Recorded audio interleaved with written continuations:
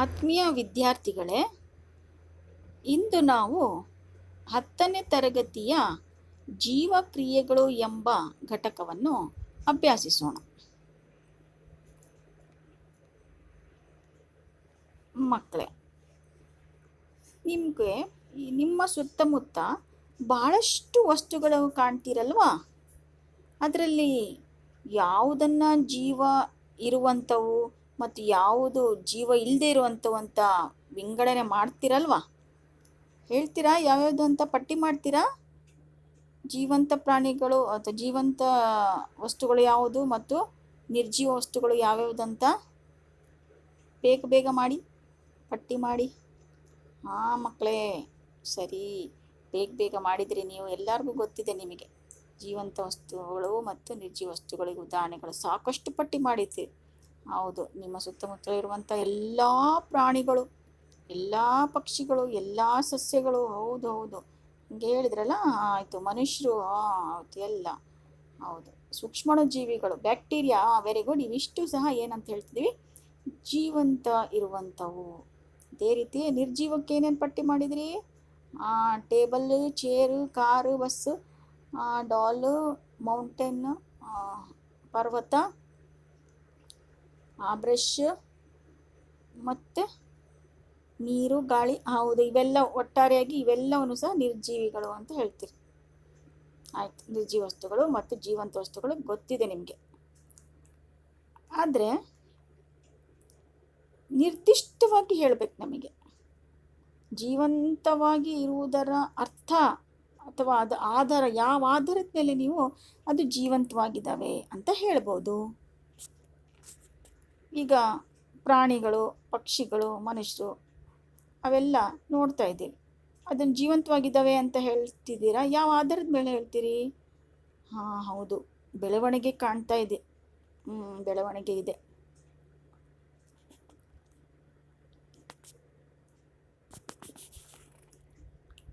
ಅವು ಹುಟ್ಟಿದಾಗಿನಿಂದ ಬೆಳೀತಾ ಇದ್ದಾವೆ ಗಾತ್ರದಲ್ಲಿ. ಅದು ಬೆಳವಣಿಗೆ ಅಂತ ಹೇಳಿದ್ರಿ. ಸಸ್ಯ ಆಯಿತು, ಪ್ರಾಣಿ ಆಯಿತು, ಎಲ್ಲವೂ ಸಹ ಬೆಳವಣಿಗೆಗೆ ನೋಡಿದಿರಿ. ಅದು ಒಂದು. ಆಮೇಲೆ ನೀನು ಯಾವ ಆಧಾರದ ಮೇಲೆ ಹೇಳ್ತೀರಿ? ಹೌದು, ಪ್ರಾಣಿಗಳೆಲ್ಲ ಚಲಿಸ್ತವೆ ಒಂದು ಕಡೆಯಿಂದ ಇನ್ನೊಂದು ಕಡೆಗೆ. ಪಕ್ಷಿಗಳು ಚಲಿಸ್ತವೆ, ಹೌದು. ಆದರೆ ಸಸ್ಯಗಳು, ಅದರಲ್ಲೂ ಕೂಡ ಆಂತರಿಕ ಚಲನೆ ನೋಡ್ಬೋದು. ಒಳಗೆ ವಸ್ತುಗಳು ಚಲಿಸ್ತಾ ಇರ್ತಾವೆ. ಗಾಳಿ ಬಂದಾಗ ರೆಂಬೆ ಕೊಂಬೆ ಅಲ್ಲಾಡಿಸೋದು ನೀವು ನೋಡಿರ್ಬೋದು. ಅದು ಬಾಹ್ಯ ಚಲನೆ. ಹೌದು, ಉಸಿರಾಡ್ತಾವೆ. ಮಲಗಿರ್ಬೇಕಾದ್ರೆ ನಾವೇನು ಚಲಿಸೋದಿಲ್ಲ, ಆದರೂ ಕೂಡ ನಾವು ಜೀವಂತವಾಗಿದ್ದೀವಿ ಅಂತ ಹೇಗೆ ಹೇಳ್ತೀವಿ? ಉಸಿರಾಡ್ತಾ ಇರ್ತೀವಿ ನಾವು, ಅಲ್ವಾ? ಹೌದು, ಉಸಿರಾಡ್ತಾ ಇದ್ರೆ ಅಂದರೆ ಅವು ಕೆಲವೊಂದು ಪ್ರಾಣಿಗಳಲ್ಲಿ ಉಸಿರಾಟ ಕಂಡು ಬರ್ತದೆ, ಇನ್ನು ಕೆಲವೊಂದರಲ್ಲಿ ಗೊತ್ತಾಗಲ್ಲ ಉಸಿರಾಡ್ತಾ ಇದ್ದಾರೆ ಅಂತ. ಸೂಕ್ಷ್ಮಾಣು ಜೀವಿಗಳಲ್ಲಿ ಅಂಥವೆಲ್ಲ. ಮತ್ತು ಸಸ್ಯಗಳಲ್ಲಿ ಹೇಗೆ ಗೊತ್ತೇ ಆಗೋದಿಲ್ಲ ಉಸಿರಾಡ್ತಿದ್ದಾವೆ ಸಸ್ಯಗಳು ಅಂತ. ಆದರೂ ಸಹ ಉಸಿರಾಟನೂ ಕೂಡ ಒಂದು. ನಾವು ಒಂದು ನಿಮಿಷ ಉಸಿರಾಡಲಿಲ್ಲದ್ರೆ ಉಸಿರು ಕಟ್ತೀವಿ, ಸಾಯ್ತೀವಿ, ನಮ್ಗೆ ಆಕ್ಸಿಜನ್ ಬೇಕೇ ಬೇಕು, ಅದಂತೂ ಗೊತ್ತಾಗುತ್ತೆ. ಅದರಿಂದ ಗೊತ್ತಾಯ್ತೀನಿ.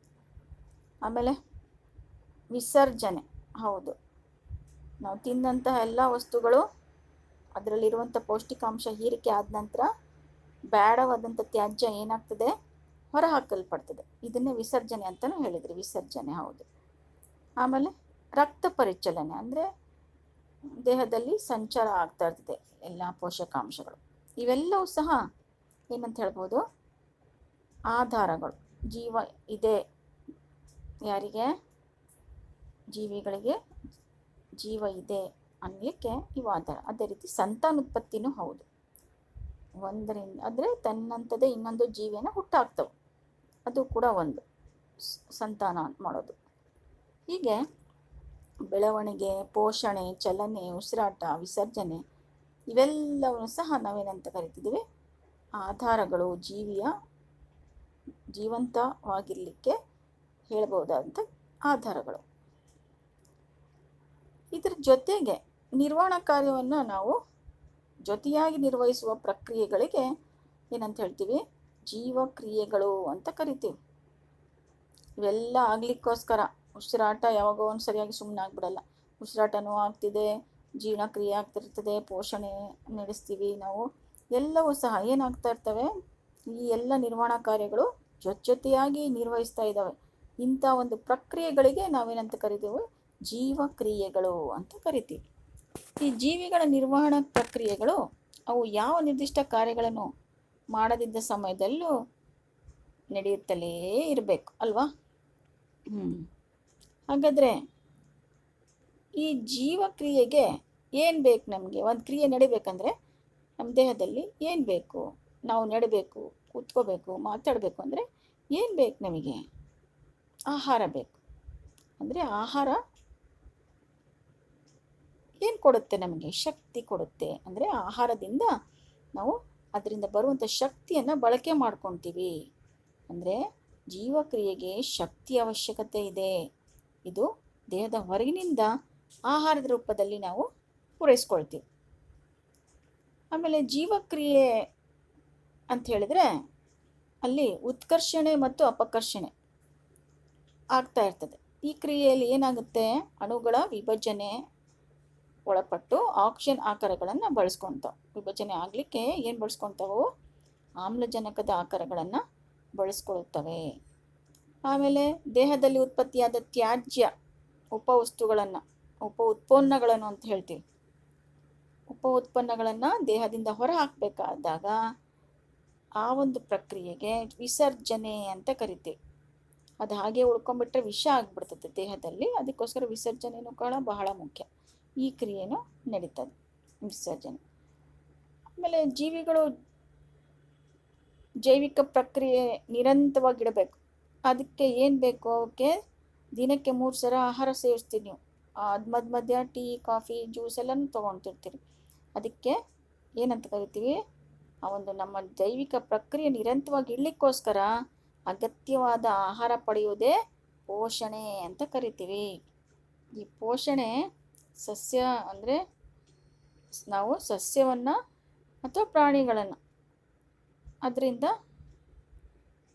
ಪಡಿತಾ ಇರ್ತೀವಿ.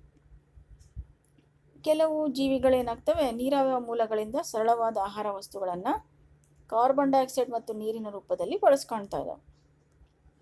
ಸಸ್ಯಗಳು ಉದಾಹರಣೆಗೆ ಹಸಿರು ಸಸ್ಯ ಮತ್ತು ಬ್ಯಾಕ್ಟೀರಿಯಾಗಳು, ಕೆಲವು ಬ್ಯಾಕ್ಟೀರಿಯಾಗಳು. ಆಮೇಲೆ ಪರಪೋಷಕ ಜೀವಿಗಳು ಅವು ಹೇಗೆ ಪೋಷಣೆ ನಡೆಸ್ತಾ ಇದ್ದಾವೆ? ಸಂಕೀರ್ಣ ವಸ್ತುಗಳನ್ನು ಬಳಸ್ಕೊಳ್ತಾ ಇದ್ದಾವೆ. ಅವುಗಳನ್ನು ಬಳಸ್ಕೊಳ್ಳುವ ಮುನ್ನ ಏನು ಮಾಡ್ತಾವವು? ಸರಳ ವಸ್ತುಗಳಾಗಿ ವಿಭಜಿಸಲು ಕಿಣ್ವಗಳೆಂಬ ಜೈವಿಕ ವೇಗವರ್ಧಕಗಳನ್ನು ಅವು ಬಳಸ್ಕೊಳ್ಳುತ್ತೆ. ಹೀಗೆ ಪರಪೋಷಕಗಳ ಬದುಕು ನೇರವಾಗಿ ಅಥವಾ ಪರೋಕ್ಷವಾಗಿ ಯಾವುದ ಮೇಲೆ ಡಿಪೆಂಡ್ ಆಗಿದೆ ಅಂತ ಹೇಳಿದೆ? ಸ್ವಪೋಷಕಗಳ ಮೇಲೆ ಅವಲಂಬಿಸಿದೆ. ಉದಾಹರಣೆ ಪ್ರಾಣಿ ಮತ್ತು ಶಿಲೀಂಧ್ರ ಎರಡೂ ಬರ್ತದೆ. ಆಮೇಲೆ ಸ್ವಪೋಷಕಗಳ ಪೋಷಣೆ ಅದರಲ್ಲಿ ಹೇಗಾಗುತ್ತೆ? ಸಸ್ಯಗಳಲ್ಲಿ, ಹಸಿರು ಸಸ್ಯಗಳಲ್ಲಿ. ಅಂದರೆ ಸ್ವಪೋಷಣೆ ಅಂದರೆ ಏನು ಅಂತ ಗೊತ್ತು ನಿಮಗೆ? ಆಹಾರವನ್ನು ತಾವೇ ತಯಾರಿಸ್ಕೊಳ್ಳುವಂಥ ಜೀವಿಗಳಿಗೆ ಸ್ವಪೋಷಕ ಜೀವಿಗಳು ಅಂತ ಕರಿತೀವಿ ನಾವು. ತಮ್ಮ ಆಹಾರ ತಾವೇ ತಯಾರಿಸ್ಕೊಳ್ತವೆ. ಎಲ್ಲ ಹಸಿರು ಸಸ್ಯಗಳು ಉದಾಹರಣೆ ಅಂತ ಹೇಳ್ಬೋದು. ಸ್ವಪೋಷಕ ಜೀವಿಗಳ ಕಾರ್ಬನ್ ಡೈಆಕ್ಸೈಡ್ ಮತ್ತು ಶಕ್ತಿ ಅವಶ್ಯಕತೆಗಳು ಯಾವ ಒಂದು ಕ್ರಿಯೆ ಮೂಲಕ ಪೂರೈಕೆ ಆಗ್ತವೆ? ಹೌದು, ದ್ವಿತೀಯ ಸಂಶ್ಲೇಷಣೆ ಮೂಲಕ ಪೂರೈಕೆ ಆಗ್ತವೆ. ಅಂದರೆ ದ್ವಿತೀಯ ಸಂಶ್ಲೇಷಣೆ ಅಂದರೆ ಏನು ಅಂತ ನಿಮಗೆಲ್ಲರಿಗೂ ಗೊತ್ತಿದೆ. ಏನೇನು ಪಡ್ಕೊಳ್ತವೆ ಕಚ್ಚಾ ವಸ್ತುಗಳು? ಕಾರ್ಬನ್ ಡೈಆಕ್ಸೈಡ್, ನೀರು ಎರಡನ್ನೂ ಬಳಸ್ಕೊಂಡು ಕ್ಲೋರೋಫಿಲ್ ಅಥವಾ ಹರಿತ್ತಿನ ಸಹಾಯದಿಂದ ಬೆಳಕನ್ನು ಹೀರ್ಕೊಂಡು ಏನು ತಯಾರಿಸ್ಕೊಳ್ತವವು? ಪಿಷ್ಟವನ್ನು ತಯಾರಿಸ್ಕೊಳ್ತವೆ. ಹೀಗೆ ತಯಾರಿಸಿದಾಗ ಆಕ್ಸಿಜನ್ ಮತ್ತು ನೀರು ಸಹ ಬಿಡುಗಡೆ ಆಗುತ್ತೆ ಉತ್ಪನ್ನಗಳಾಗಿ. ಈ ಒಂದು ಕ್ರಿಯೆಗೆ ನಾವೇನಂತ ಕರಿತೀವಿ? ದ್ವಿತೀಯ ಸಂಶ್ಲೇಷಣೆ ಕ್ರಿಯೆ ಅಂತ ಕರಿತೀವಿ. ಅದು ನೋಡಿ, 6CO2 + 12H2O gives rise to C6H12O6 + 6O2 + 6H2O. ಈ ರೀತಿ ಈ ಒಂದು ಸಮೀಕರಣ ರೂಪದಲ್ಲಿ ದ್ಯುತಿಸಂಶ್ಲೇಷಣೆ ಕ್ರಿಯೆಯನ್ನು ಬರೆದು ತೋರಿಸ್ಬೋದು ಮಕ್ಕಳು. ನಿಮಗೆ ಸಮೀಕರಣ ಬರೀರಿ ಅಂದರೆ ಈ ಸಮೀಕರಣ ಬರಿಬೇಕು. ಬಾಣದ ಗುರುತಿನ ಮೇಲೆ ಕ್ಲೋರೋಫಿಲ್ ಅಂದರೆ ಹರಿತ್ತು ಮತ್ತು ಬೆಳಕಿನ ಸಮ್ಮುಖದಲ್ಲಿ ಈ ದ್ಯುತಿಸಂಶ್ಲೇಷಣೆ ಕ್ರಿಯೆ ನಡೀತದೆ ಅಂತ ಗೊತ್ತಿದೆ ನಿಮಗೆ. ಇದನ್ನು ದ್ಯುತಿಸಂಶ್ಲೇಷಣೆ ಅಂತ ಕರಿತೀವಿ. ಈ ಒಂದು ದ್ಯುತಿಸಂಶ್ಲೇಷಣೆ ಕ್ರಿಯೆಗೆ ಬಳಕೆಯಾಗುವ ನೀರನ್ನು ಭೂಮಿಯಿಂದ ಸಸ್ಯಗಳು ಮಣ್ಣಿನಿಂದ ಬೇರುಗಳ ಮೂಲಕ ಪಡ್ಕೊಳ್ತಾವೆ. ಅದೇ ರೀತಿ ನೈಟ್ರೋಜನ್, ಫಾಸ್ಫರಸ್, ಕಬ್ಬಿಣ, ಮೆಗ್ನೀಷಿಯಮ್ ಈ ರೀತಿಯಾಗಿರುವಂಥ ಖನಿಜ ವಸ್ತುಗಳು ಮಣ್ಣಿನಿಂದನೇ ಪಡ್ಕೊಳ್ತಾವೆ ಸಸ್ಯಗಳು. ಆಮೇಲೆ ನೈಟ್ರೋಜನ್ ಒಂದು ಅವಶ್ಯಕವಾದ ಧಾತು ಅಂತ ಗೊತ್ತು ನಿಮಗೆ. ಇದು ಪ್ರೋಟೀನ್ ಮತ್ತು ಬೇರೆ ವಸ್ತುಗಳ ಸಂಶ್ಲೇಷಣೆಯಲ್ಲಿ ಬಳಕೆಯಾಗುತ್ತೆ. ಇದನ್ನು ನಾವು ನೀರವಯವ ನೈಟ್ರೇಟ್ ಅಥವಾ ನೈಟ್ರೈಟ್ ರೂಪದಲ್ಲಿ ಪಡೆದುಕೊಳ್ತೀವಿ. ಅಥವಾ ಇದನ್ನು ವಾತಾವರಣದ ನೈಟ್ರೋಜನನ್ನು ಬಳಸಿಕೊಂಡು ಬ್ಯಾಕ್ಟೀರಿಯಾಗಳು ತಯಾರಿಸಿದ ಸಾವಯವ ಸಂಯುಕ್ತಗಳ ರೂಪದಲ್ಲಿ ಸಹ ಪಡ್ಕೊಳ್ತಾವೆ ಹಸಿರು ಸಸ್ಯಗಳು. ಆಮೇಲೆ ಕ್ಲೋರೋಫಿಲ್ನಿಂದ ದ್ಯುತಿಸಂಶ್ಲೇಷಣೆ ಕ್ರಿಯೆಯಲ್ಲಿ ಏನೆಲ್ಲ ಆಗುತ್ತೆ ಅದನ್ನು ಕೇಳ್ತಾರೆ ಪರೀಕ್ಷೆಯಲ್ಲಿ. ದ್ಯುತಿಸಂಶ್ಲೇಷಣೆ ಕ್ರಿಯೆಯಲ್ಲಿ ಯಾವ ಅಂಶಗಳು ನಡೀತವೆ ಅಂತ ಕೇಳಿದಾಗ ಅವಷ್ಟು ಘಟಕ ಏನೇನು ನಡೀತದೆ ಹಂತವಾಗಿ ಬರೆದ್ಬಿಡಿ. ಏನು 3 ಕ್ರಿಯೆಗಳು ನಡೀತಾ ಇರ್ತವೆ. ಅದರಲ್ಲಿ ಮೊದಲನೇದು ಕ್ಲೋರೋಫಿಲ್ನಿಂದ ಬೆಳಕಿನ ಶಕ್ತಿ ಹೀರುವಿಕೆ. ಎರಡನೇದು ಬೆಳಕಿನ ಶಕ್ತಿಯು ರಾಸಾಯನಿಕ ಶಕ್ತಿಯಾಗಿ ಪರಿವರ್ತನೆ ಆಗೋದು ಮತ್ತು ನೀರಿನ ಅಣುಗಳು ಹೈಡ್ರೋಜನ್ ಹಾಗೂ ಆಕ್ಸಿಜನ್ ಆಗಿ ವಿಭಜಿಸಲ್ಪಡೋದು. ಇದು ಎರಡನೇದು. ಮೂರನೇದು ಕಾರ್ಬನ್ ಡೈಆಕ್ಸೈಡ್ ಕಾರ್ಬೋಹೈಡ್ರೇಟ್ ಆಗಿ ಪರಿವರ್ತಿಸಲ್ಪಡೋದು. ಈ 3 ಅಂಶಗಳು ದ್ಯುತಿಸಂಶ್ಲೇಷಣೆ ನಡಿಬೇಕಾದ್ರೆ ಆಗುವಂಥವು. ಭಾಳ ಚೆನ್ನಾಗಿ ನೆನ್ಪಿಟ್ಕೋಬೇಕು ಈ 3. ಇದನ್ನು ದ್ಯುತಿಸಂಶ್ಲೇಷಣೆಯಲ್ಲಿ ಏನೇನು ಆಗುತ್ತೆ ಅಂತ ಹೇಳಿದಾಗ ಈ 3 ತುಂಬ ಇಂಪಾರ್ಟೆಂಟ್, ನೆನ್ಪಿಟ್ಕೊಳ್ಳಿ. ಹಾಗೆಯೇ ಎಲೆಯನ್ನು ನಾವು ಕತ್ತರಿಸಿ ಅಡ್ಡ ಸೀಳಿಕೆ ಮಾಡಿದಾಗ ಈ ರೀತಿ ಚಿತ್ರ ನೀವು ನೋಡ್ಬೋದು. ಅದರಲ್ಲಿ ಕಾಣ್ತದೆ ಕ್ಲೋರೋಪ್ಲಾಸ್ಟ್ ಇದೆ, ಇಲ್ಲಿ ಕಾವಲು ಜೀವಕೋಶಗಳು ಇದ್ದಾವೆ, ಗಾಳಿ ತುಂಬಿದ ಅವಕಾಶಗಳಿದ್ದಾವೆ. ಆಮೇಲೆ ಎಪಿಡರ್ಮಿಸ್ಗಳು 2, ಮೇಲಿನ ಎಪಿಡರ್ಮಿಸ್, ಕೆಳಗಿನ ಎಪಿಡರ್ಮಿಸ್ ಇದೆ. ಎಪಿಡರ್ಮಿಸ್ ಮೇಲೆ ಕ್ಯೂಟಿಕಲ್ಲು ಜಿಡ್ಡಿನ ಪದಾರ್ಥದಿಂದ ಆಗಿರುತ್ತೆ. ಆಮೇಲೆ ಮಧ್ಯದಲ್ಲಿ ಮಿಡ್ರಿಪ್ಸ್, ವೇನ್ಲೆಟ್ಸ್ ಅಂದರೆ ನಾಳಗಿಡೋ ಜಾಗದಲ್ಲಿ ಫ್ಲೋಯಮು, ಝೈಲಮ್ ನಾಳಕೂರ್ಚಗಳು ಕಂಡುಬರೋದನ್ನು ನೀವು ನೋಡ್ಬೋದು. ಈ ರೀತಿ ಇರ್ತದೆ ಅಡ್ಡ ಸೀಳಿದಾಗ ಎಲೆ ಅಡ್ಡ ಸೀಳಿಕೆ ಚಿತ್ರದಲ್ಲಿ ಕಾಣುವ ಹಸಿರು ಚುಕ್ಕೆಗಳನ್ನು ನಾವು ಕ್ಲೋರೋಫಿಲ್ ಒಳಗೊಂಡ ಕ್ಲೋರೋಪ್ಲಾಸ್ಟ್ಗಳು ಎಂಬ ಕಣದಂಗ ಅಂತ ಹೇಳ್ಬೋದು. ಎಲೆಗಳಲ್ಲಿ ಕಂಡುಬರುವ ಚಿಕ್ಕ ರಂಧ್ರಗಳಿದ್ದಾವಲ್ಲ ಅವುಗಳನ್ನು ನಾವು ಪತ್ರರಂಧ್ರಗಳು ಅಂತ ಕರಿತೀವಿ.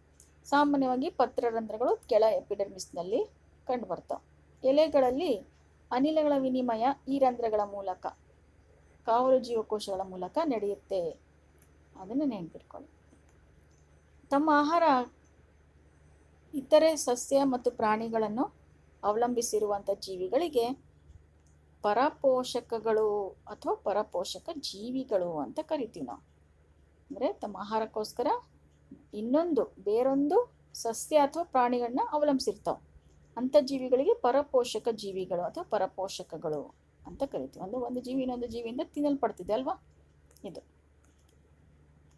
ಆಮೇಲೆ ಕೆಲವು ಜೀವಿಗಳು ಸಸ್ಯ ಮತ್ತು ಪ್ರಾಣಿಗಳಿಂದ ಅವುಗಳನ್ನು ಕೊಲ್ಲದೆ ಪೋಷಣೆಯನ್ನು ಪಡೆದುಕೊಳ್ತಾವೆ. ಉದಾಹರಣೆಗೆ ಕಸ್ಕ್ಯೂಟ, ಉಣ್ಣೆ, ಹೇನು, ಜಿಗಣೆ, ಲಾಡಿಹುಳು ಇವೆಲ್ಲವೂ ಸಹ ಇಂಥವು ಇನ್ನೊಂದು ಜೀವಿಯಿಂದನೇ ಆಹಾರವನ್ನು ಪಡ್ಕೊಳ್ತಾವೆ. ಆದರೆ ಆ ಜೀವಿಯನ್ನು, ಆಹಾರ ಪಡ್ಕೊಳ್ಳೋ ಅಂಥ ಜೀವಿಯನ್ನು ಅವು ಕೊಲ್ಲೋದಿಲ್ಲ. ಅಂಥವನ್ನು ನಾವು ಪರಾವಲಂಬಿಗಳು ಅಂತಲೂ ಸಹ ಹೇಳ್ತೀವಿ. ಅಮೀಬಾ ಏಕಕೋಶ ಒಂದು ಜೀವಿ ಅಂತ ಗೊತ್ತು ನಿಮಗೆ. ಇದರಲ್ಲಿ ಪೋಷಣೆ ಹೇಗೆ ನಡೆಯುತ್ತೆ? ಅಮೀಬಾವು ತಾತ್ಕಾಲಿಕ ಬೆರಳಿನಂತಹ ಜೀವಕೋಶದ ಮೇಲ್ಮೈ ಹೊರಚಾಚಿಕೆಗಳನ್ನು ಬಳಸ್ಕೊಂಡು ಆಹಾರವನ್ನು ಒಳ ತೆಗೆದುಕೊಳ್ಳುತ್ತೆ. ಅದನ್ನೇ ಮಿಥ್ಯಪಾದ ಅಂತ ಹೇಳ್ತೀವಲ್ಲ ಅದು. ತನ್ನ ದೇಹದ ಯಾವುದಾದ್ರೂ ಭಾಗವನ್ನು ಮಿಥ್ಯಪಾದದ ರೂಪದಲ್ಲಿ ಅದು ಮಾಡಿಕೊಂಡು ಆಹಾರವನ್ನು ಒಳ ತೆಗೆದುಕೊಳ್ಳುತ್ತೆ. ಆಮೇಲೆ ಈ ರಚನೆಗಳು ಆಹಾರ ಕಣಗಳನ್ನು ಏನು ಮಾಡ್ತವೆ, ಆವರಿಸಿ ಬೆಸೆದು ಆಹಾರ ರಸದಾನಿಯನ್ನು ಉಂಟು ಮಾಡ್ತವೆ. ಅಲ್ಲಿ ಆಹಾರ ರಸದಾನಿಯಲ್ಲಿ ಆಹಾರ ಡೈಜೆಸ್ಟ್ ಆಗ್ತದೆ. ಆದ ನಂತರ ನೋಡಿ ಇಲ್ಲಿ ಹೇಗೆ ಆಹಾರ ಒಳಗೆ ಹೋಗಿ ಬೆಸೆಯುತ್ತಾ ಇದೆ. ಅದನ್ನು ಕೊನೆ ಹಂತದಲ್ಲಿ ಆಹಾರ ಎಲ್ಲ ಅದನ್ನು ಜೀರ್ಣ ಆದ ನಂತರ ಸ್ವಾಂಗೀಕರಣ ಅವೆಲ್ಲ ಆಗ್ತದೆ. ನಮ್ಗೆ ಬೇಡದಂಥ ಆಹಾರ ಪದಾರ್ಥ ಎಲ್ಲ ಹೊರಗೆ ಬಂದು ಇಲ್ಲಿಂದ ಅದೇ ಹೊರಗೆ ವಿಸರಣೆ ಮೂಲಕ ಹೊರಗೆ ಹಾಕಲ್ಪಡ್ತಾ ಇದೆ.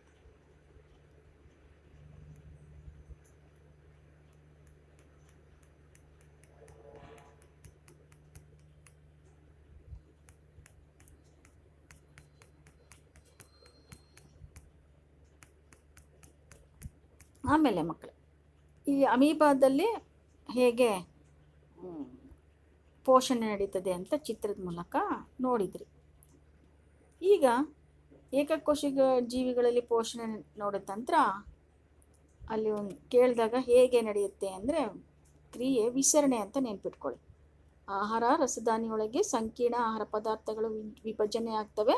ಸರಳ ಆಹಾರ ಪದಾರ್ಥಗಳಾದ ನಂತರ ಅವು ಕೋಶದ್ರವ್ಯಕ್ಕೆ ವಿಸರಣೆಗೊಳ್ತವೆ.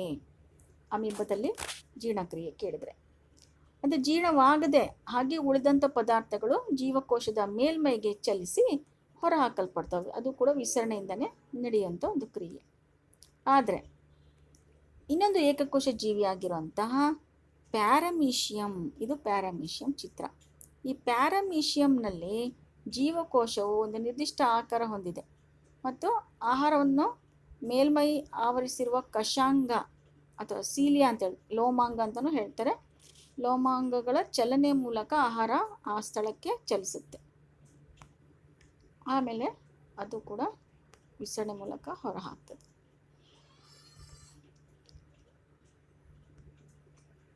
ಅನಂತರ ಮಾನವನಿಗೆ ಬಂದರೆ ಮಾನವನಲ್ಲಿ ಪೋಷಣೆ ಹೇಗಾಗುತ್ತೆ? ಮಾನವನಲ್ಲಿ ಪೋಷಣೆ ಆಗಬೇಕು ಅಂತೇಳಿದ್ರೆ ಇಲ್ಲಿ ಸಂಕೀರ್ಣವಾಗಿರುವಂತಹ ದೇಹ ರಚನೆ ನಮ್ಮಲ್ಲಿ ಇದೆ. ನಾವು ಮಲ್ಟಿಸೆಲ್ಯುಲರ್ ಅಂದರೆ ಬಹುಕೋಶೀಯ ಜೀವಿ, ಅಂಗಗಳಿದ್ದಾವೆ, ಅಂಗ ವ್ಯವಸ್ಥೆಗಳಿದ್ದಾವೆ ನಮ್ಮಲ್ಲಿ. ಇಲ್ಲಿ ನೋಡಿ ಮಾನವನಲ್ಲಿ ಜೀರ್ಣಾಂಗ ವ್ಯೂಹ ಹೇಗಿದೆ ಅಂತ.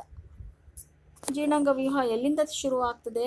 ನಾಲಿಗೆ, ಬಾಯಿ, ನಾಲಿಗೆ, ಆಮೇಲೆ ಅನ್ನನಾಳ, ಜಠರ, ಸಣ್ಣ ಕರಳು, ದೊಡ್ಡ ಕರಳು, ಆಮೇಲೆ ಗುದದ್ವಾರ. ಇಷ್ಟು ನಾವು ಏನಂತ ಹೇಳ್ಬೋದು,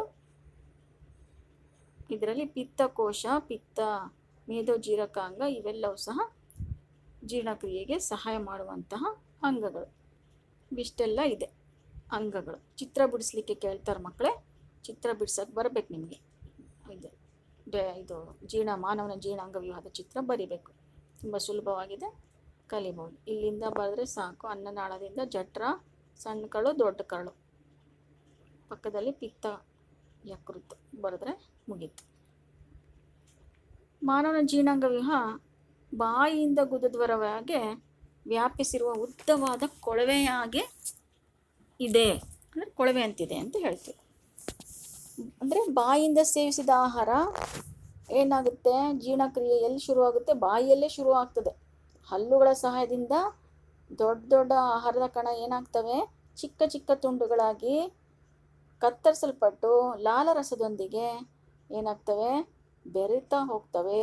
ಅಲ್ಲಿ ಆ ಲಾಲರಸದಲ್ಲಿ ಅಮೈಲೇಸ್ ಎಂಬ ಕಿಣ್ವ ಇರ್ತದೆ. ಅದು ಪಿಷ್ಟ ಎಂಬ ಸಂಕೀರ್ಣ ಅಣುವನ್ನು ವಿಭಜನೆ ಮಾಡಿ ಸಕ್ಕರೆಯನ್ನು ಬಿಡುಗಡೆ ಮಾಡುತ್ತೆ. ಗ್ಲೂಕೋಸ್ ಸಕ್ಕರೆಯಾಗಿ ಬಿಡುಗಡೆ ಮಾಡುತ್ತೆ. ಈ ಒಂದು ಆಹಾರ ಪರಿಕ್ರಮಣ ಸಂಕುಚನ ಚಲನೆಯ ಮೂಲಕ ಜಠರವನ್ನು ಪ್ರವೇಶಿಸ್ತಾ ಹೋಗುತ್ತೆ ಅನ್ನನಾಳದ ಮೂಲಕ. ಅಲ್ಲಿ ಜಠರದಲ್ಲಿ ಒಂದು ಆಮ್ಲ ಉತ್ಪತ್ತಿಯಾಗುತ್ತೆ. ಯಾವುದದು? ಹೈಡ್ರೋಕ್ಲೋರಿಕ್ ಆಮ್ಲ ಅಂತ ಇದೆ. ಈ ಹೈಡ್ರೋಕ್ಲೋರಿಕ್ ಆಮ್ಲ ಏನು ಕಾರ್ಯ ಮಾಡುತ್ತೆ ನಮ್ಮ ಜಠರದಲ್ಲಿ ಅಥವಾ ನಮ್ಮ ದೇಹದಲ್ಲಿ ಅಂದರೆ, ಇದು ಜಠರದಲ್ಲಿ ನಮಗೆ ಯಾವುದೇ ರೀತಿಯ ಹಾನಿಯನ್ನು ಉಂಟು ಮಾಡೋದಿಲ್ಲ. ಅದರ ಬದಲಾಗಿ ಉಪಯೋಗ ಇದೆ ಇದರಿಂದ. ಹೈಡ್ರೋಕ್ಲೋರಿಕ್ ಆಮ್ಲದಿಂದ ಏನು ಮಾಡುತ್ತೆ ಇದು? ಪ್ರೋಟೀನನ್ನು ಜೀರ್ಣಿಸುವ ಪೆಪ್ಸಿನ್ ಮತ್ತು ಲೋಳೆಯನ್ನು ಸ್ರವಿಸುತ್ತೆ. ಇದು ಲೋಳೆಯನ್ನು ಸ್ರವಿಸುತ್ತೆ. ಆಮೇಲೆ ಪೆಪ್ಸಿನ್, ಪ್ರೋಟೀನ್ ಜೀರ್ಣಿಸುವ ಪೆಪ್ಸಿನ್ ಮತ್ತು ಲೋಳೆಯನ್ನು ಸ್ರವಿಕೆ ಮಾಡುತ್ತೆ. ಈ ಹೈಡ್ರೋಕ್ಲೋರಿಕ್ ಆಮ್ಲ ಪೆಪ್ಸಿನ್ ಕಿಣ್ವದ ಕ್ರಿಯೆಯನ್ನು ಉತ್ತೇಜನ ಮಾಡುತ್ತೆ ಮತ್ತು ಆಮ್ಲೀಯ ಮಾಧ್ಯಮವನ್ನು ಉಂಟು ಮಾಡುತ್ತೆ. ಭಾಳ ಇಂಪಾರ್ಟೆಂಟ್ ಇದು, ನೆನ್ಪಿಟ್ಕೋಬೇಕು. ಪೆಪ್ಸಿನ್ ಕಿಣ್ವದ ಕ್ರಿಯೆಯನ್ನು ಉತ್ತೇಜಿಸಿ ಆಮ್ಲೀಯ ಮಾಧ್ಯಮವನ್ನು ಉಂಟು ಮಾಡುತ್ತೆ, ಅದು ಕಾರ್ಯ. ಆಗಾಗ ಆಹಾರವು ಜಠರದಿಂದ ಸಣ್ಣ ಕರಳಿಗೆ ಪ್ರವೇಶಿಸುತ್ತೆ. ಇದು ಜೀರ್ಣನಾಳದ ಅತ್ಯಂತ ಉದ್ದವಾದ ಭಾಗ ಆಗಿದ್ದು ವ್ಯಾಪಕವಾಗಿ ಸುಳಿ ಹೊಂದಿ ಕಡಿಮೆ ಸ್ಥಳದಲ್ಲಿ ಅಳವಡಿಸಲ್ಪಟ್ಟಿರ್ತದೆ. ಸಣ್ಣ ಕರಳು ಭಾಳ ಉದ್ದ ಇರ್ತದೆ, ಆದರೆ ಸುತ್ತುವರೆದಿರ್ತಾವೆ. ಸಣ್ಣ ಕರಳು ಅನ್ನೋದು ಕಾರ್ಬೋಹೈಡ್ರೇಟ್, ಪ್ರೋಟೀನ್ ಮತ್ತು ಕೊಬ್ಬು ಇವಿಷ್ಟು ಸಂಪೂರ್ಣವಾಗಿ ಪಚನ ಆಗುವಂಥ ಸ್ಥಳ ಅಂತ ನೆನ್ಪಿಟ್ಕೊಳ್ಳಿ. ಕೇಳ್ತಾರೆ, ಎಲ್ಲಿ ನಮ್ಮ ಜೀರ್ಣಾಂಗದಲ್ಲಿ ಎಲ್ಲಿ ಪಚನವಾಗುತ್ತೆ ನಮ್ಮ ಆಹಾರ ಜಾಸ್ತಿ ಅಂತ ಕೇಳಿದ್ರೆ ಸಣ್ಣ ಕರಳಲ್ಲಿ. ಏನೇನು ಪಚನ ಆಗುತ್ತೆ ಸಣ್ಣ ಕರಳಲ್ಲಿ ಅನ್ನೋದು ಕೂಡ ಬಹಳ ಮುಖ್ಯವಾಗಿ ನೆನ್ಪಿಟ್ಕೋಬೇಕು. ಕಾರ್ಬೋಹೈಡ್ರೇಟ್ಸ್, ಪ್ರೋಟೀನ್ ಮತ್ತು ಕೊಬ್ಬುಗಳು ಸಂಪೂರ್ಣವಾಗಿ ಪಚನ ಆಗುವಂಥ ಸ್ಥಳ ಅದು ಅಂತ ನೆನ್ಪಿಟ್ಕೊಳ್ಳಿ. ಸಣ್ಣ ಕರಳು ಮೇದೋಜೀರಕ ಗ್ರಂಥಿ ಮತ್ತು ಯಕೃತ್ಗಳ ಸ್ರವಿಕೆಗಳನ್ನು ಸಹ ಇಲ್ಲಿ ಪಡೀತದೆ, ಅದನ್ನು ಸಹ ಕೇಳ್ತಾರೆ. ಸಣ್ಣ ಕರಳು ಮೇದೋಜೀರಕ ಗ್ರಂಥಿ ಮತ್ತು ಯಕೃತ್ಗಳ ಸ್ರವಿಕೆಗಳನ್ನು ಪಡೆಯುತ್ತದೆ. ಯಾವ್ಯಾವ ಸ್ರವಿಕೆ ಪಡೆಯುತ್ತೆ ಸಣ್ಣ ಕರಳು ಅಂದರೆ ಅವೆರಡನ್ನು ನೆನ್ಪಿಟ್ಕೋಬೇಕು. ಮೇದೋಜೀರಕ ಗ್ರಂಥಿ ಮತ್ತು ಯಕೃತ್ಗಳ ಸ್ರವಿಕೆ ಪಡೆಯುತ್ತದೆ. ಜಠರದಿಂದ ಬರುವ ಆಹಾರವು ಆಮ್ಲೀಯವಾಗಿರುತ್ತೆ. ಮೇದೋಜೀರಕ ಕಿಣ್ವ ಅದರ ಪ್ರತಿವರ್ತನೆಗಾಗಿ ಏನು ಮಾಡುತ್ತೆ, ಅದನ್ನು ಕ್ಷಾರೀಯಗೊಳಿಸುವ ಅಗತ್ಯ ಇರ್ತದೆ.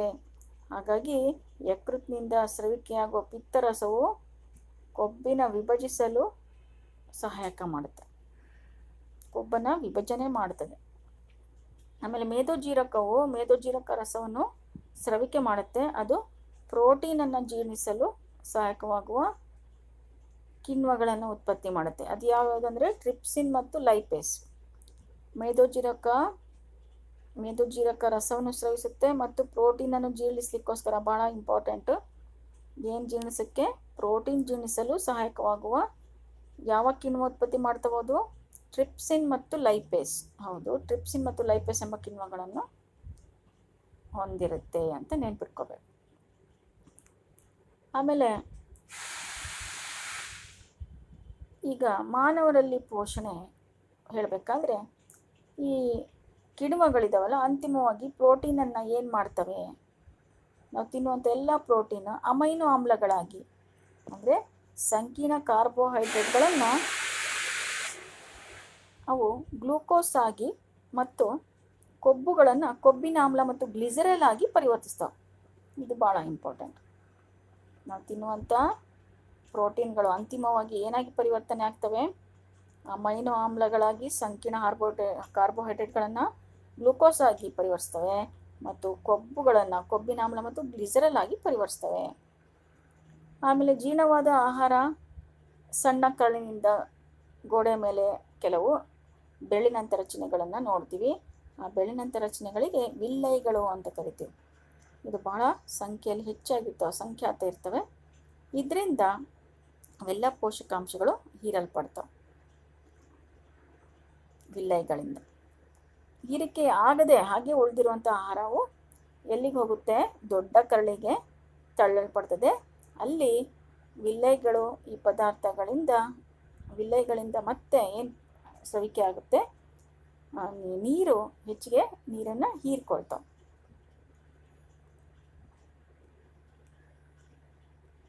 ಉಳಿದ ಪದಾರ್ಥಗಳನ್ನು ಗುದದ್ವಾರದ ಮೂಲಕ ದೇಹದಿಂದ ವಿಸರ್ಜಿಸಲ್ಪಡುತ್ತದೆ, ಅಂದರೆ ಹೊರಹಾಕ್ತಾವೆ.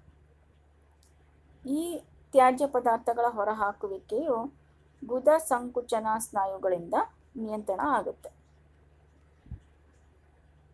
ಇಲ್ಲಿವರೆಗೆ ಮಾನವನಲ್ಲಿ ಪೋಷಣೆ ಬಗ್ಗೆ ತಿಳ್ಕೊಂಡ್ರೆ, ಈಗ ಮಾನವನಲ್ಲಿ ಉಸಿರಾಟ ಆಗ್ತಿರೋದು ನಿಮಗೆ ಗೊತ್ತು.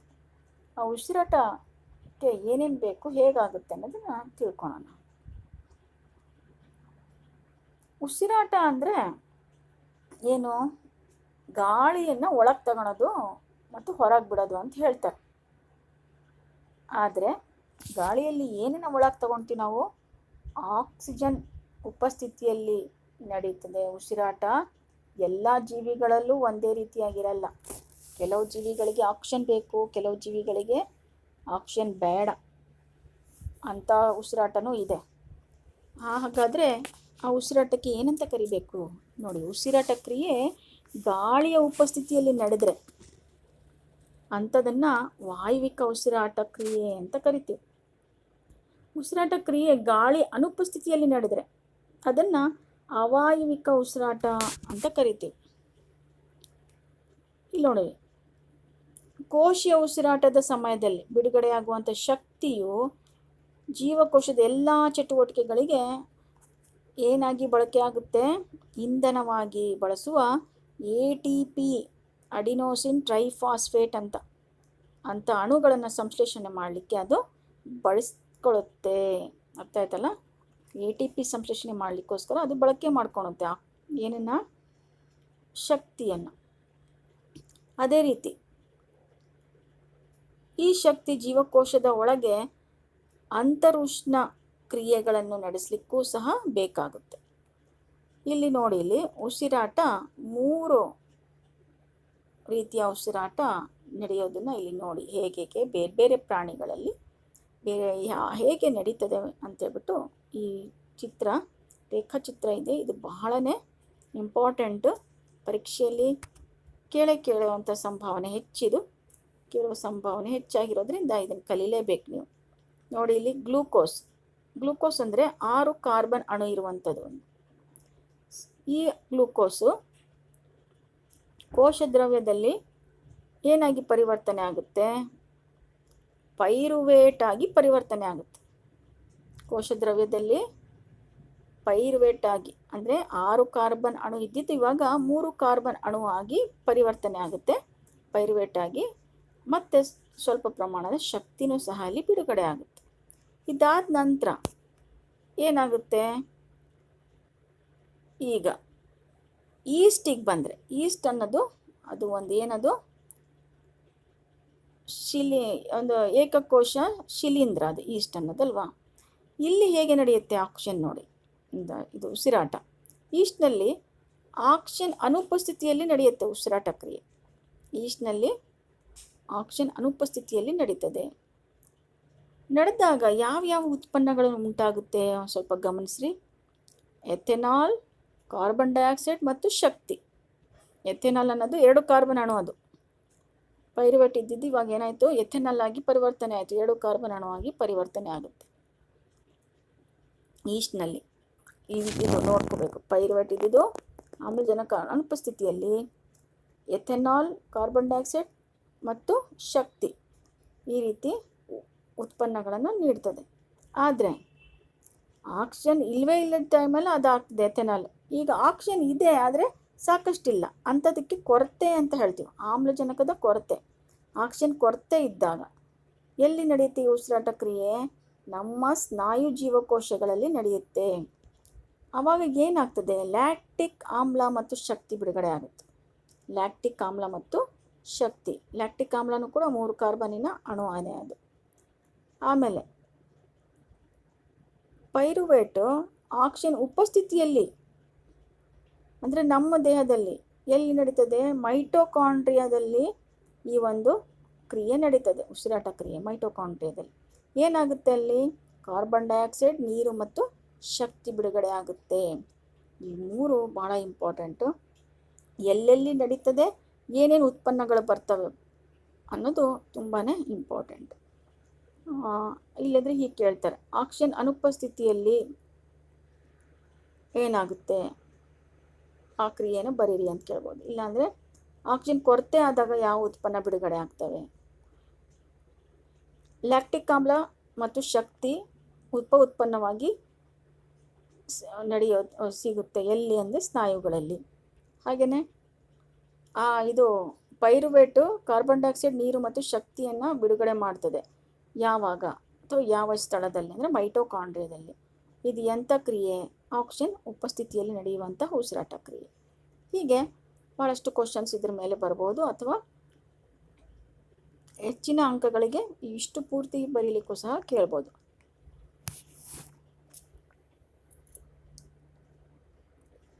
ಈಗ ಸಸ್ಯಗಳಲ್ಲಿ ಉಸಿರಾಟ ಕ್ರಿಯೆನ ನೋಡೋಣ ಮಕ್ಕಳೇ.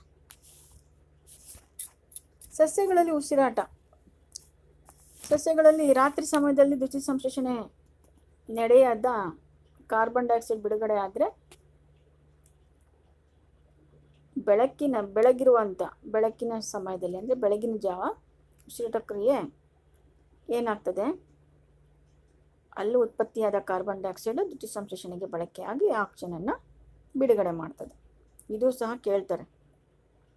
ಸಸ್ಯಗಳಲ್ಲಿ ರಾತ್ರಿ ಸಮಯದಲ್ಲಿ ಏನಾಗುತ್ತೆ, ಹೇಗೆ ಆಹಾರ ತಯಾರಿಸ್ಕೊಳ್ತಾವೆ ಅಂದರೆ ಬೆಳಗಿನ ಉಸಿರಾಟ ಕ್ರಿಯೆಯಲ್ಲಿ ಉತ್ಪತ್ತಿಯಾದ ಕಾರ್ಬನ್ ಡೈಆಕ್ಸೈಡ್ನ ದ್ಯುತಿ ಸಂಶ್ಲೇಷಣೆಗೆ ಬಳಕೆಯಾಗಿ ಆಕ್ಸಿಜನ್ ಬಿಡುಗಡೆ ಮಾಡಿರ್ತಾವೆ. ಅದನ್ನು ರಾತ್ರಿ ಅವು ಕಾರ್ಬನ್ ಡೈಆಕ್ಸೈಡು ಬಿಡುಗಡೆ ಮಾಡಲಿಕ್ಕೆ ಯೂಸ್ ಮಾಡ್ಕೊತಾವೆ. ಕಾರ್ಬನ್ ಡೈಆಕ್ಸೈಡು ಮಾಡ್ಕೊಳ್ಳಿಕ್ಕೆ ಯೂಸ್ ಆಗುತ್ತೆ.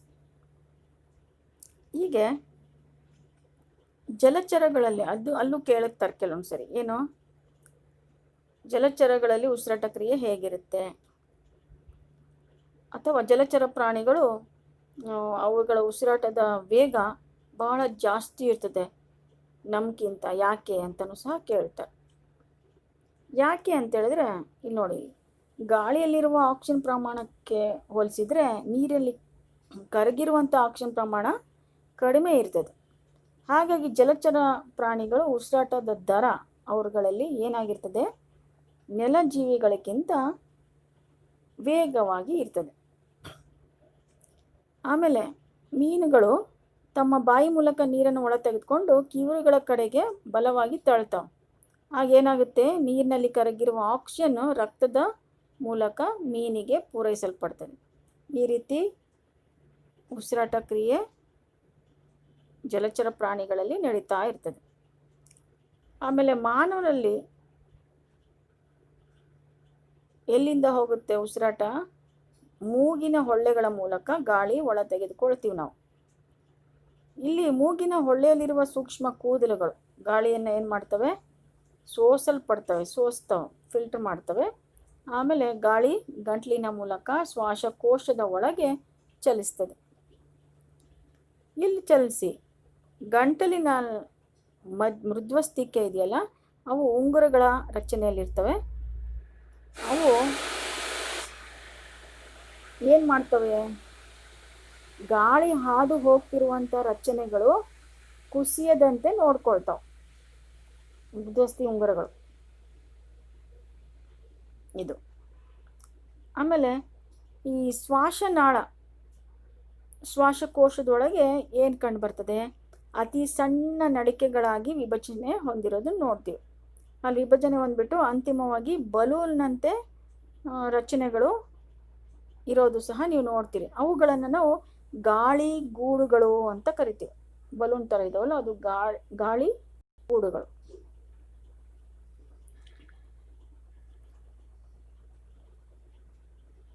ಬ್ರಾಂಕಸ್, ಬ್ರಾಂಕಿಯೋಲ್ಸ್, ಆಲ್ವಿಯೋಲೈ ಅಂತ ಇಂಗ್ಲೀಷ್ನಲ್ಲಿ ಕರೀತಾರೆ. ಆದಮೇಲೆ ಇಲ್ಲಿ ಅನಿಲ ವಿನಿಮಯ ನಡೀತಾ ಹೋಗುತ್ತೆ ಲಂಗ್ಸಲ್ಲಿ ಅಥವಾ ಶ್ವಾಸಕೋಶಗಳಲ್ಲಿ.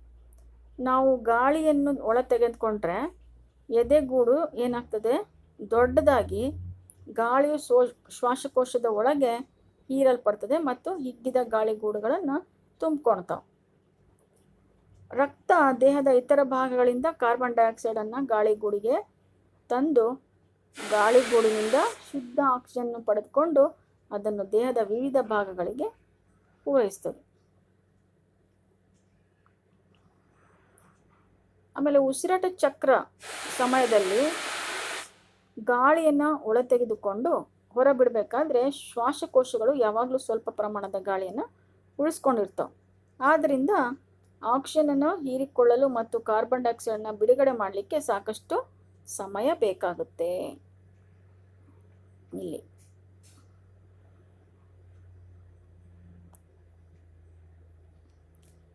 ಪ್ರಾಣಿಗಳ ದೇಹದ ಗಾತ್ರವು ದೊಡ್ಡದಾಗಿದ್ದಾಗ ವಿಸರಣ ಒತ್ತಡದೊಂದೇ ದೇಹದ ಎಲ್ಲ ಭಾಗಗಳಿಗೆ ಆಕ್ಸಿಜನ್ ಪೂರೈಸುವ ಜವಾಬ್ದಾರಿಯನ್ನು ನಿರ್ವಹಿಸೋಕ್ಕೆ ಆಗೋದಿಲ್ಲ. ಆಗ ವರ್ಣಕಗಳ ಸಹಾಯದಿಂದ ಈ ಕ್ರಿಯೆ ನಡೀತದೆ. ಹಾಗಾದರೆ ನಮ್ಮ ದೇಹದಲ್ಲಿ ಅಂದರೆ ನಮ್ಮ ರಕ್ತದಲ್ಲಿರುವಂಥ ವರ್ಣಕ ನಿಮಗೆಲ್ಲರಿಗೂ ಗೊತ್ತಿದೆ, ಯಾವುದು? ಹಿಮೋಗ್ಲೋಬಿನ್. ಹಿಮೋಗ್ಲೋಬಿನ್ ಉಸಿರಾಟದ ವರ್ಣಕ ಆಗಿದ್ದು ಇದೇನು ಮಾಡುತ್ತೆ? ಆಕ್ಸಿಜನ್ ಸಾಗಾಣಿಕೆಯಲ್ಲಿ ಸಹಾಯ ಮಾಡುವಂಥದ್ದು. ರಕ್ತ ಒಂದು ದ್ರವರೂಪಿ ಸಂಯೋಜಕ ಅಂಗಾಂಶ. ಹೌದು, ನಿಮಗೆಲ್ಲರಿಗೂ ಗೊತ್ತಿದೆ. ಇದು ಆಹಾರ, ಆಕ್ಸಿಜನ್ ಮತ್ತು ತ್ಯಾಜ್ಯಗಳನ್ನು ನಮ್ಮ ದೇಹದಲ್ಲಿ ಸಾಗಾಣಿಕೆ ಮಾಡೋಕ್ಕೆ ಸಹಾಯಕ ಆಗಿದೆ.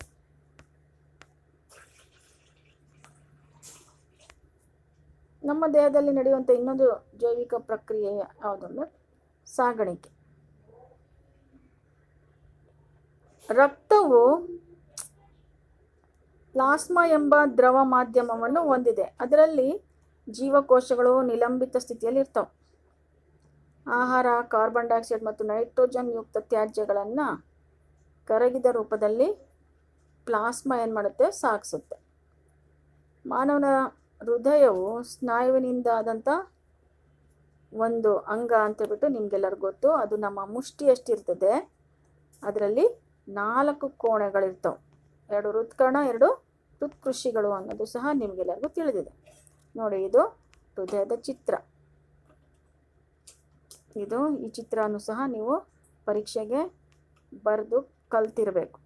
ಭಾಗಗಳು ಗುರ್ಸೋದನ್ನು ಕಲಿಬೇಕು. ಆಮೇಲೆ ಭಾಗಗಳ ಕಾರ್ಯಗಳು ಸಹ ನಿಮ್ಮೆಲ್ಲರಿಗೂ ತಿಳಿದಿರಬೇಕು. ಇದು ನೋಡಿ, ಇಲ್ಲಿ ಮಾನವನ ಹೃದಯದಲ್ಲಿ ಹಾಗೆ ನಮ್ಮಲ್ಲಿ ಸಾಗಾಣಿಕೆ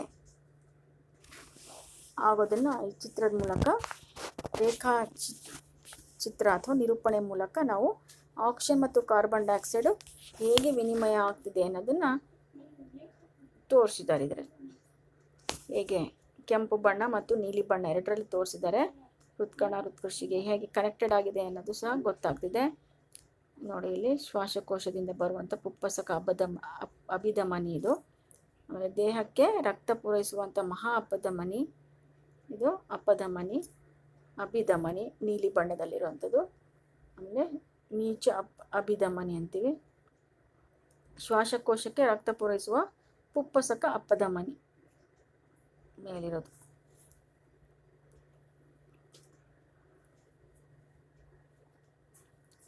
ಶ್ವಾಸಕೋಶವನ್ನು ಹೊರತುಪಡಿಸ್ಬಿಟ್ಟು ದೇಹದ ಇನ್ನೂ ಬೇರೆ ಬೇರೆ ಅಂಗಗಳಲ್ಲಿ ಪೂರೈಕೆ ಮಾಡಲಿಕ್ಕೆ ಅದರಲ್ಲಿ ಯಾರು ಸಹಾಯ ಮಾಡುವಂಥವು ಅಂದರೆ ಲೋಮನಾಳಗಳು. ಭಾಳ ಕವಲಿನಂತೆ ಸಣ್ಣ ಗಾತ್ರದಲ್ಲಿ ಇರ್ತವೆ, ಎಳೆ ಎಳೆಯಾಗಿ. ಹೃದಯ ಆಕ್ಸಿಜನ್ ಸಮೃದ್ಧ ರಕ್ತವನ್ನು ಕಾರ್ಬನ್ ಡೈಆಕ್ಸೈಡ್ ಯುಕ್ತ ರಕ್ತದೊಂದಿಗೆ ಮಿಶ್ರಣವಾಗದಂತೆ ತಡೆಯಲಿಕ್ಕೆ ವಿಭಿನ್ನ ಕೋಣೆಗಳನ್ನು ಹೊಂದಿದೆ. ಕಾರ್ಬನ್ ಡೈಆಕ್ಸೈಡನ್ನು ತೆಗೆದುಹಾಕಲು ಕಾರ್ಬನ್ ಡೈಆಕ್ಸೈಡ್ ಸಮೃದ್ಧ ರಕ್ತವು ಶ್ವಾಸಕೋಶವನ್ನು ತಲುಪಿಸಬೇಕು ಮತ್ತು ಆಕ್ಸಿಜನ್ ಪೂರಿತ ರಕ್ತವನ್ನು ಶ್ವಾಸಕೋಶಗಳಿಂದ ಮರಳಿ ಹೃದಯಕ್ಕೆ ತರಬೇಕು. ಈ ಆಕ್ಸಿಜನ್ ಸಮೃದ್ಧ ರಕ್ತವನ್ನು ನಂತರ ದೇಹದ ಉಳಿದ ಭಾಗಗಳಿಗೆ ಪಂಪ್ ಮಾಡುತ್ತದೆ ಹೃದಯ. ಆಕ್ಸಿಜನ್ ಸಮೃದ್ಧ ರಕ್ತ ಶ್ವಾಸಕೋಶಗಳಿಂದ ಹೃದಯದ ಎಡ ಹೃತ್ಕಣಕ್ಕೆ ಬರುತ್ತೆ. ನಂತರ ಎಡ ಹೃತ್ಕೃಷಿ ಹಿಗ್ಗಿಕೆಯಿಂದ ರಕ್ತ ಏನಾಗುತ್ತೆ? ಎಡ ಹೃತ್ಕರ್ಷಿಗೆ ವರ್ಗಾವಣೆಗೊಳ್ಳುತ್ತೆ. ಅಲ್ಲಿಂದ ಆಕ್ಸಿಜನ್ ರಹಿತ ರಕ್ತವು ಶ್ವಾಸಕೋಶಗಳಿಂದ ಹೃದಯದ ಬಲ ಹೃತ್ಕಣಕ್ಕೆ ಬಂದು ನಂತರ ಬಲ ಹೃತ್ಕೃಷಿಗೆ ವರ್ಗಾವಣೆ ಆಗುತ್ತೆ. ಈ ರಕ್ತವನ್ನು ಆಕ್ಸಿಜನ್ ಪೂರಿತಗೊಳಿಸಲು ಶ್ವಾಸಕೋಶಗಳಿಗೆ ಏನು ಮಾಡುತ್ತೆ? ರಕ್ತವನ್ನು ಪಂಪ್ ಮಾಡ್ತದೆ. ಆಮೇಲೆ ಪರೀಕ್ಷೆಯಲ್ಲಿ ಕೇಳುವಂಥದ್ದು ಇದು ಸಹ ಇದೆ. ಇಮ್ಮಡಿ ರಕ್ತ ಪರಿಚಲನೆ ಅಂದರೆ ಏನು ಅಂತ.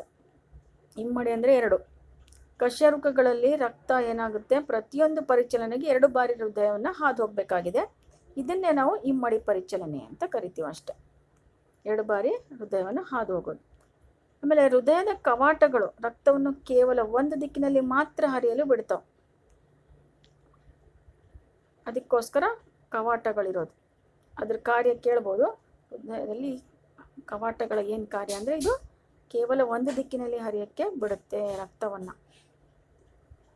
ಇಲ್ಲಾಂದರೆ ಎರಡು ದಿಕ್ಕಿನಲ್ಲಿ ಹೋದರೆ ಆಕ್ಸಿಜನ್ ಯುಕ್ತ ಮತ್ತು ಆಕ್ಸಿಜನ್ ರಿಕ್ತ ಎರಡೂ ಮಿಕ್ಸ್ ಆಗಿಬಿಡುತ್ತೆ, ವಿಷ ಆಗಿಬಿಡುತ್ತೆ ಪೂರ್ತಿ ರಕ್ತ. ಅದಕ್ಕೋಸ್ಕರ ಅಭಿಧಮನಿಗಳು ರಕ್ತವನ್ನು ಹೃದಯಕ್ಕೆ ಕೊಂಡೊಯ್ದರೆ ಅಪಧಮನಿಗಳು ರಕ್ತವನ್ನು ಹೃದಯದಿಂದ ದೇಹದ ವಿವಿಧ ಅಂಗಗಳಿಗೆ ಕೊಂಡೊಯ್ತವೆ. ಅದು ವ್ಯತ್ಯಾಸ ಅಪಧಮನಿ ಮತ್ತು ಅಭಿಧಮನಿಗೆ. ಅದೇ ರೀತಿ ನಮ್ಮ ರಕ್ತದಲ್ಲಿ ಕಿರುತಟ್ಟೆಗಳು ಅನ್ನೋ ಒಂದು ಘಟಕಗಳು ಇದ್ದಾವೆ. ಈ ಕಿರುತಟ್ಟೆಗಳು ದೇಹದಾದ್ಯಂತ ಸಂಚರಿಸಿ ಗಾಯವಾದ ಪ್ರದೇಶಗಳಲ್ಲಿ ರಕ್ತವು ಹೆಪ್ಪುಗಟ್ಟುವಂತೆ ಮಾಡಿ ರಕ್ತ ಸೋರಿಕೆಗಳನ್ನು ನಿಲ್ಲಿಸುತ್ತೆ. ಅದು ಅದರ ಕಾರ್ಯ. ಅದನ್ನು ಸಹ ಕೇಳಿದ್ದಾರೆ. ಆಮೇಲೆ ನಮ್ಮ ದೇಹದಲ್ಲಿ ಇನ್ನೊಂದು ದ್ರವರೂಪಿ ಅಂಗಾಂಶ ಅಂದರೆ ದುಗ್ಧರಸ. ರಕ್ತವನ್ನು ಹೋಲುವ ವರ್ಣರಹಿತ ದ್ರವವನ್ನೇ ನಾವು ದುಗ್ಧರಸ ಅಂತ ಕರಿತೀವಿ. ಇದು ಕಡಿಮೆ ಪ್ರೋಟೀನನ್ನು ಹೊಂದಿರ್ತದೆ. ದುಗ್ಧ ಲೋಮನಾಳಗಳಲ್ಲಿ ಇದು ಸಂಚಾರ ಆಗ್ತದೆ. ದುಗ್ಧರಸವು ಜೀರ್ಣವಾಗದ ಮತ್ತು ಕರಳಿನಿಂದ ಹೀರಲ್ಪಟ್ಟ ಕೊಬ್ಬನ್ನು ಸಾಗಿಸುವಂಥ ಕಾರ್ಯ ಮಾಡ್ತದೆ. ಇಷ್ಟು ನಮ್ಮ ಮಾನವ ಬಗ್ಗೆ, ಅಲ್ಲಿ ನಡೆಯುವಂಥ ಜೀರ್ಣಕ್ರಿಯೆಗಳ ಬಗ್ಗೆ ಆಯಿತು. ಈಗ ಸಸ್ಯಗಳಲ್ಲಿ ನೀರಿನ ಸಾಗಾಣಿಕೆ ಹೇಗಾಗುತ್ತೆ ಅನ್ನೋದು ತಿಳ್ಕೊಬೇಕು. ಸಸ್ಯಗಳು ಕಾರ್ಬನ್ ಡೈಆಕ್ಸೈಡ್ನಂಥ ಸರಳ ಸಂಯುಕ್ತಗಳನ್ನು ಒಳ ತೆಗೆದುಕೊಂಡು ಕ್ಲೋರೋಫಿಲ್ ಹೊಂದಿರುವ ಎಲೆಗಳಂಥ ಅಂಗಗಳಲ್ಲಿ ಏನು ಮಾಡ್ತವೆ, ದ್ಯುತಿಸಂಶ್ಲೇಷಣೆ ಮಾಡಿಬಿಟ್ಟು ಅಲ್ಲಿ ಶಕ್ತಿಯನ್ನು ಸಂಗ್ರಹಿಸ್ತವೆ. ಸಸ್ಯಗಳ ದೇಹ ನಿರ್ಮಾಣಕ್ಕೆ ಅತಿ ಅವಶ್ಯಕವಾದ ಮಣ್ಣಿನಲ್ಲಿ ಕರಗಿರುವ 3 ಅಂಶಗಳು ಬೇಕಾಗುತ್ತೆ. ನೈಟ್ರೋಜನ್, ಫಾಸ್ಫರಸ್ ಮತ್ತು ಖನಿಜಗಳು. ಅವು ಎಲ್ಲಿಂದ? ಬೇರುಗಳಿಂದ ಹೀರಲ್ಪಡುತ್ತವೆ.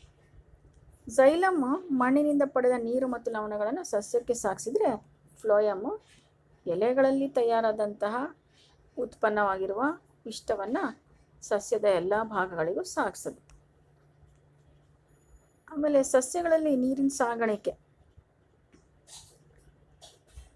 ಇಲ್ಲಿ ಸಸ್ಯಗಳಲ್ಲಿ ನಾವು ನೋಡುವಂತೆ ಅತ್ಯಂತ ಎತ್ತರಕ್ಕೆ ನೀರು ಚಲಿಸುವಂತೆ ಮಾಡಲು ಒತ್ತಡ ಒಂದಕ್ಕೆ ಆಗಲ್ಲ. ಹಾಗಾದರೆ ಏನೆಲ್ಲ ಇಲ್ಲಿ ಇರಬೇಕು ಕ್ರಿಯೆಗಳು?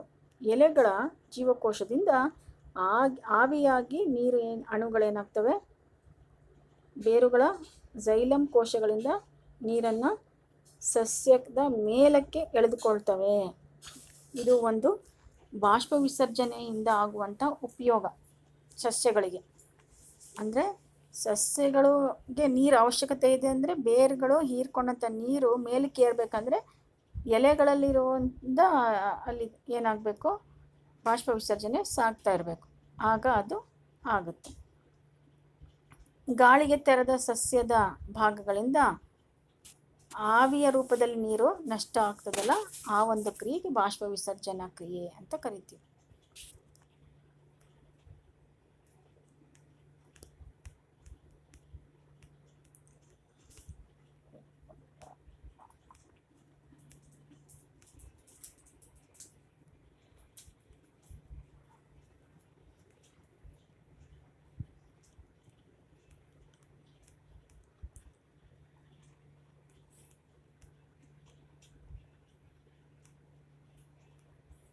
ಇಲ್ಲಿ ನೋಡಿ, ಬಾಷ್ಪ ವಿಸರ್ಜನೆ ಅಂದರೆ ಏನಂತ ತಿಳಿತಲ್ಲ, ಅದರ ಉಪಯೋಗನೂ ಸಹ ತಿಳಿದ್ರಿ. ಬಾಷ್ಪ ವಿಸರ್ಜನೆ ಅಂದರೆ ಸಸ್ಯಗಳಿಂದ ಅಥವಾ ಎಲೆಗಳಿಂದ ನೀರು ಆವಿ ರೂಪದಲ್ಲಿ ಹೊರಹಾಕುವ ಕ್ರಿಯೆ ಅಂತ ಬರಿಬೇಕು. ಅದೇ ರೀತಿ ಏನೇನು ಉಪಯೋಗ? ನೀರಿನ ಮೇಲೇರಿಕೆಗೆ ಸಹಾಯ ಹಾಕಿದೆ. ಅದೇ ರೀತಿ ಸಸ್ಯದ ಸುತ್ತಮುತ್ತಲಿನ ಪರಿಸರವನ್ನು ತಂಪಾಗಿರ್ತದೆ, ಅದು ಕೂಡ ಒಂದು. ಆಮೇಲೆ ವಿಲೀನ ಆಗಬಲ್ಲ ದ್ಯುತಿ ಸಂಶ್ಲೇಷಣೆ ಉತ್ಪನ್ನಗಳನ್ನು ಸಾಗಾಣಿಕೆಯನ್ನು ವಸ್ತು ಸ್ಥಾನಾಂತರಣ ಅಂತ ಕರಿತೀವಿ ನಾವು. ಇದು ವಾಹಕ ಅಂಗಾಂಶ ಆಗಿರುವಂತಹ ಫ್ಲೋಯಂನಲ್ಲಿ ನಡೀತದೆ.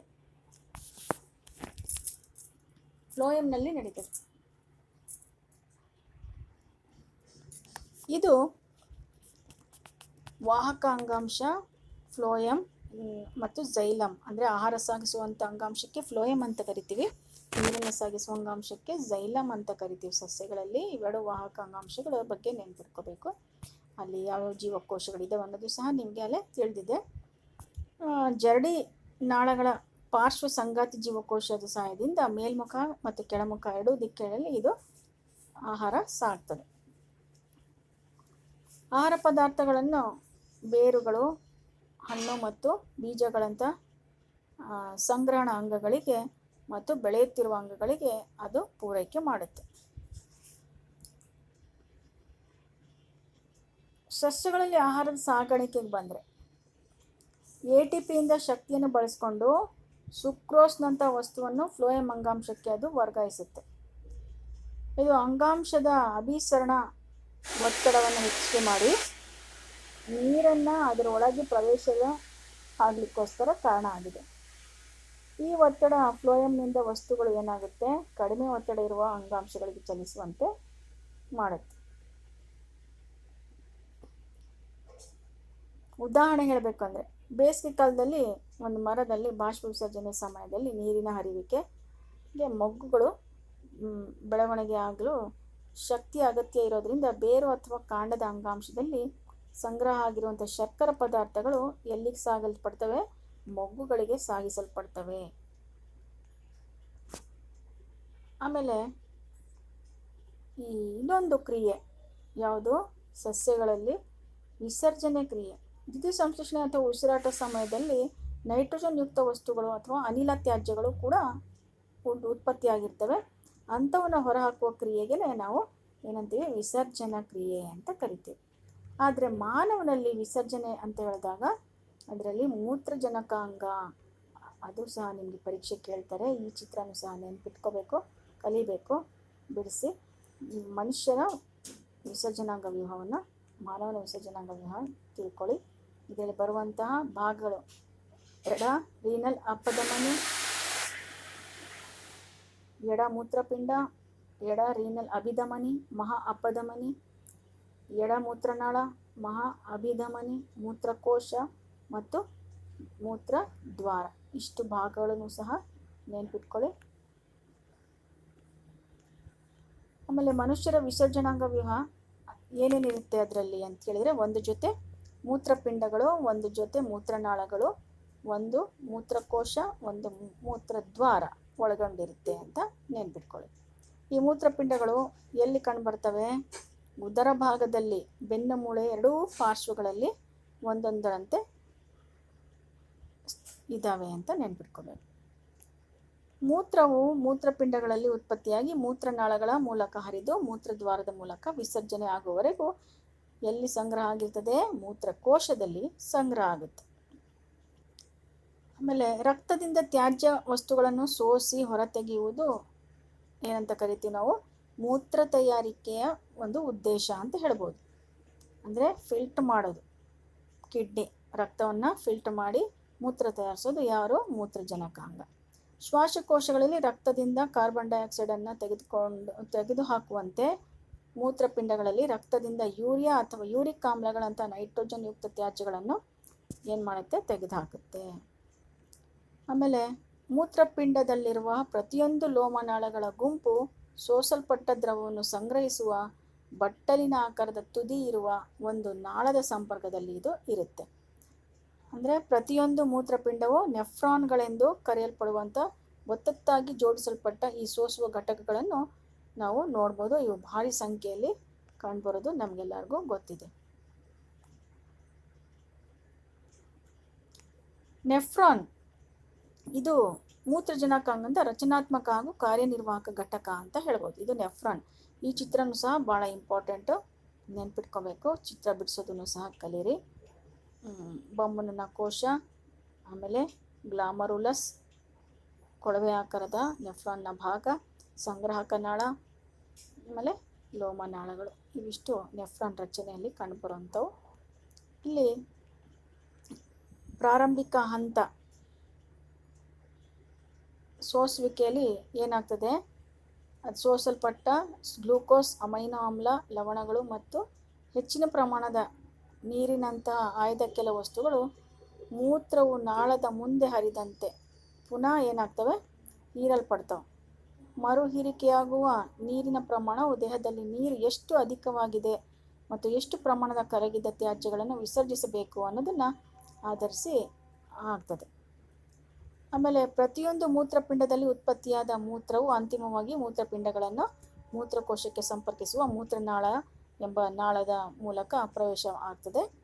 ಅನಂತರ ಮೂತ್ರಕೋಶವು ಸ್ನಾಯುವಿನಿಂದಾದ ಅಂಗ ಆಗಿರುವುದರಿಂದ ನರವ್ಯೂಹದ ನಿಯಂತ್ರಣಕ್ಕೆ ಅದು ಒಳಪಟ್ಟಿರ್ತದೆ. ಇದರ ಪರಿಣಾಮ ನಾವು ಮೂತ್ರ ವಿಸರ್ಜಿಸಬೇಕೆಂಬ ಒಂದು ಪ್ರಚೋದನೆ ಸಾಮಾನ್ಯವಾಗಿ ನಿಯಂತ್ರಿಸ್ಬೋದು.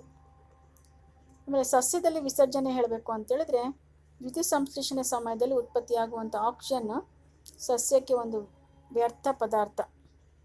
ಅದು ಹೆಚ್ಚಾದ ನೀರನ್ನು ಬಾಷ್ಪ ವಿಸರ್ಜನೆ ಮೂಲಕ ಹೊರಹಾಕುತ್ತೆ. ಅದು ಕೂಡ ವಿಸರ್ಜನೆ ಅಂತ ಹೇಳ್ಬೋದು. ಆಮೇಲೆ ಹಳೆ ಝೈಲಮ್ಗಳಲ್ಲಿ ತ್ಯಾಜ್ಯ ಪದಾರ್ಥಗಳು ರಾಳ ಮತ್ತು ಅಂಟುಗಳ ರೂಪದಲ್ಲಿ ಸಂಗ್ರಹ ಆಗುತ್ತೆ. ಆಮೇಲೆ ಸಸ್ಯಗಳು ತಮ್ಮ ಸುತ್ತಲಿನ ಮಣ್ಣಿನಲ್ಲಿ ಕೂಡ ಕೆಲವು ತ್ಯಾಜ್ಯಗಳನ್ನು ವಿಸರ್ಜಿಸ್ತವೆ. ಆಮೇಲೆ ಸಸ್ಯ ತ್ಯಾಜ್ಯ ಪದಾರ್ಥಗಳು ಜೀವಕೋಶದ ರಸದಾನಿಗಳಲ್ಲಿ ಮತ್ತು ಎಲೆಗಳಲ್ಲಿ ಸಂಗ್ರಹ ಆಗಿರ್ತದೆ.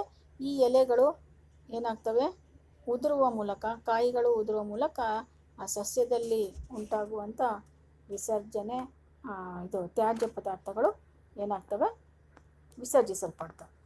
ಇಲ್ಲಿವರೆಗೆ ಈ ಘಟಕದಲ್ಲಿ ಕಂಡುಬರುವಂಥ ಎಲ್ಲ ಅಂಶಗಳನ್ನು ನಾವು ಗಮನಿಸಿದ್ದೀವಿ. ಅದನ್ನು ನೀವು ಇನ್ನೊಮ್ಮೆ ಟೆಕ್ಸ್ಟ್ ಬುಕ್ ಪಠ್ಯಪುಸ್ತಕವನ್ನು ಓದಿ ಅದರಲ್ಲಿ ಬರೋದೆಲ್ಲ ಚಿತ್ರಗಳ ಮತ್ತು ಕಾರ್ಯಗಳ ಭಾಗಗಳನ್ನೆಲ್ಲ ತಿಳ್ಕೊಂಡು ಪಾಠದಲ್ಲಿ ಬರುವಂಥ ಅನೇಕ ಅಂಕಗಳಿದ್ದಾವೆ. ಇದನ್ನು ಪರೀಕ್ಷೆಗೆ ತಯಾರಾಗಿ ಅಂತ ಹೇಳ್ತಾ ಈ ಘಟಕವನ್ನು ಮುಗಿಸ್ತಿದ್ದೀನಿ.